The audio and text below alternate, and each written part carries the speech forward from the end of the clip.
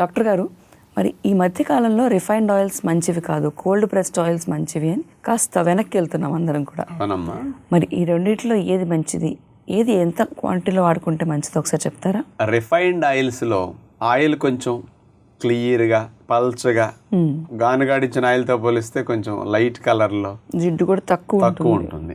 ఇలా రావడానికి కారణం అందులో కొన్ని కెమికల్స్, హెక్సేన్ లాంటివి ఇట్లాంటివన్నీ శుద్ధి చేయడానికి వాడతారనమాట. దానికి కొంత కలర్స్ వేయటం, వాసన బాగుండటం కోసం కొంచెం ఫ్లేవర్స్ వాడటం, ప్రాసెస్ చేస్తారు. ఇలా ప్రాసెస్ చేయటం ఒక నష్టమైతే, అంటే కలర్స్ ఫ్లేవర్స్ ఇవన్నీ వేయటం ఒక నష్టమైతే, రెండవది అసలు మార్కెట్లో వాడే రిఫైన్డ్ ఆయిల్స్ మరి ఏమి కలపటం వల్ల ఆయిల్ అంత చవకగా వస్తున్నది అనేది ఒక సందేహం ఎక్కువగా ఉంది. ఇప్పుడు అసలు మనం వాడేది ఆయిలో కాదో కూడా డౌట్ ఉంటున్నది ఇప్పుడు. కాబట్టి ఎంత సాధ్యమైనంత వరకు అవకాశం ఉంటే వాటిని మానేసి, ఆయిల్ మానితే మంచిదని మనం చెప్పినప్పటికీ కొంతమందే పూర్తిగా మానుతారు. వాళ్ళైనా మానినప్పటికీ అకేషన్స్ కూడా పండగ, పెళ్ళి, సండే ఎప్పుడన్నా ఆయిల్ వాడుకునే వాళ్ళు ఉంటారు.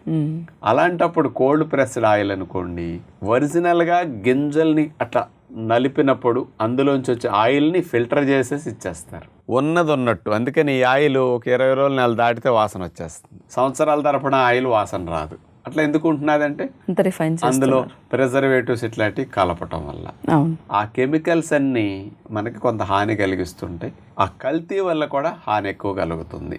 అందుకని మార్కెట్లో దొరికే ఏ రిఫైన్డ్ ఆయిల్ అయినా ఇలాంటి ఇబ్బందులు ఉంటాయి. కాబట్టి ఆలోచించండి. సాధ్యమైనంత వరకు గానుగ ఆయిల్ని వాడుకోవటం, తక్కువ మోతాదులో వాడుకోవటం నష్టాన్ని తగ్గించుకోవడానికి అవకాశం బాగా ఉంటుంది. ఒరిజినల్ ఆయిల్స్ వల్ల లాభాలు కూడా బాగుంటాయి.